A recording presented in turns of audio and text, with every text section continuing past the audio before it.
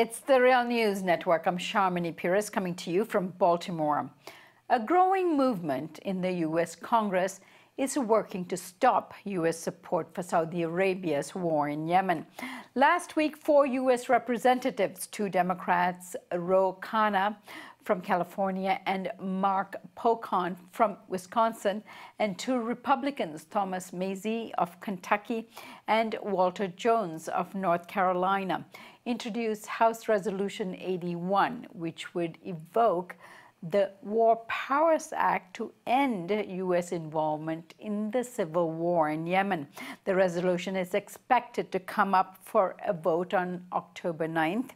The civil war in Yemen began in 2015 when members of the Houthi ethnic group overthrew the Saudi-supported government of President Abd Rabbu Mansour Hadi. Since then, Saudi Arabia and a group of other Gulf states have intervened to bring Hadi back to power. The war has killed 10,000 people so far, and a cholera epidemic killed another 2,000. Over 17 million Yemenis currently face dire food shortages.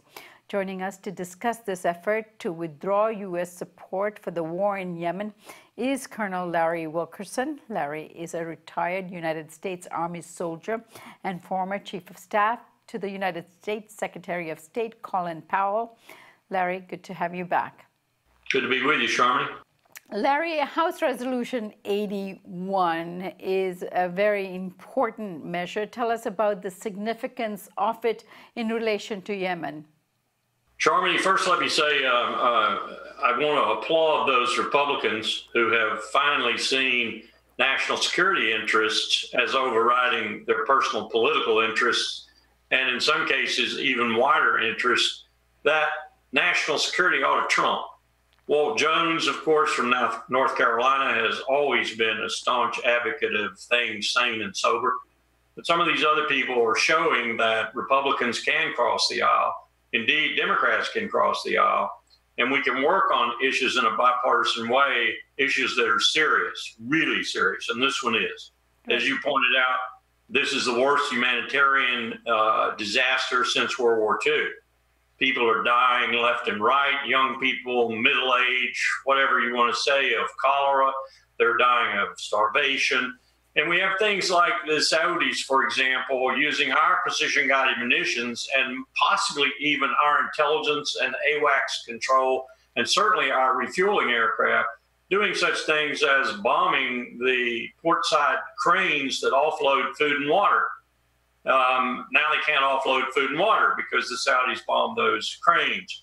And that's just one example of a really unsavory and even heinous way of warfare that the Saudis have engaged in Yemen. It shouldn't be any surprise to us because this is the kind of warfare that the Saudis, this is the kind of policy that the Saudis usually advocate when it comes to protecting their interests in this sort of way. Now, Larry, the House Resolution 81 would invoke the War Powers Act in order to end U.S. involvement in Yemen. What does the War Powers Act actually say, and what does invoking it, and how does it end the U.S. involvement there? I'll make it very simple. I could go back to Nixon's veto and the War Powers Resolution and everything else, but I'll make it very simple.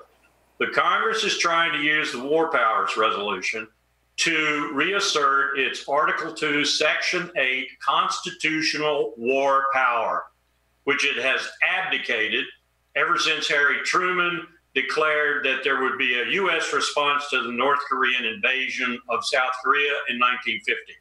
Presidents increasingly do not even talk to the Congress of the United States when they want to use the armed forces somewhere in the world.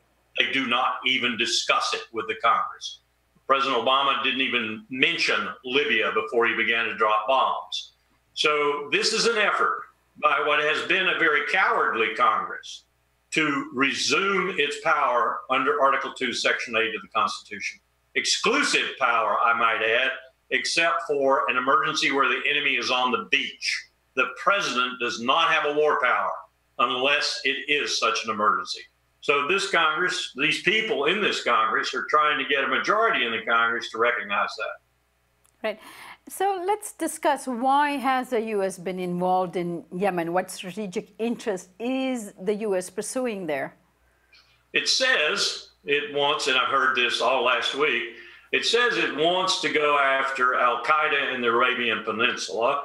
Of course, my response to that is the Pentagon's response, which I've heard of late, and that is that we're increasing the number of people flocking to the ranks of al-Qaeda in the Arabian Peninsula, largely through the brutal war the Saudis are waging.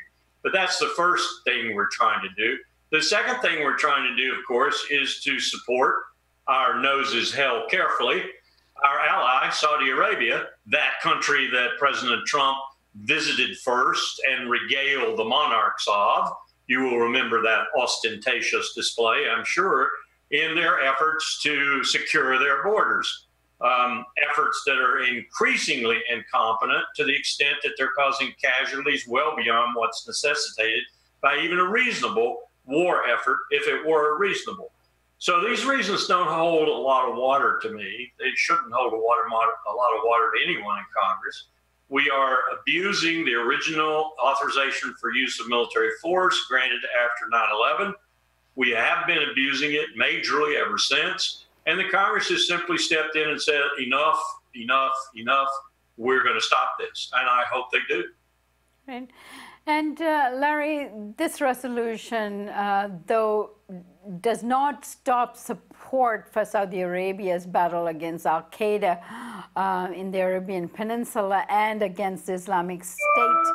Now, in terms of U.S. involvement with Saudi Arabia in terms of those efforts, is that currently legal, and does it come under the fold of the this resolution? And is it all right for the U.S. to pursue that, and is that legal? Well, the first thing you'd have to do is show me where the Saudis have any interest in and are pursuing al-Qaeda. The Saudis invented al-Qaeda.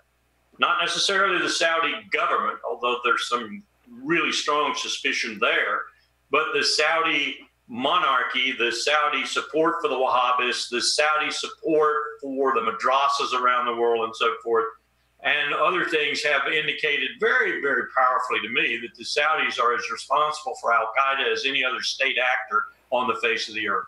So the fact that the Saudis are going after al-Qaeda, unless they're in their own country threatening some asset of the Saudis, is rather laughable. What they're going after is the people in Yemen whom they feel are, if they're in power, inimical to Saudi interest in Yemen and elsewhere in the area. So it's laughable that they're going after al-Qaeda. That we're using them under that guise is also laughable, but it's pathetically laughable because we've got such a humanitarian tragedy there now. We need to stop this. And to answer your question directly about the original AUMF, no, it does not support what we're doing now. It very clearly does not support what we're doing now. And that's why we're having to stretch these rationales so thin that they're laughable. Right. Now, Larry, last week the United Nations decided to send war crimes investigators to Yemen.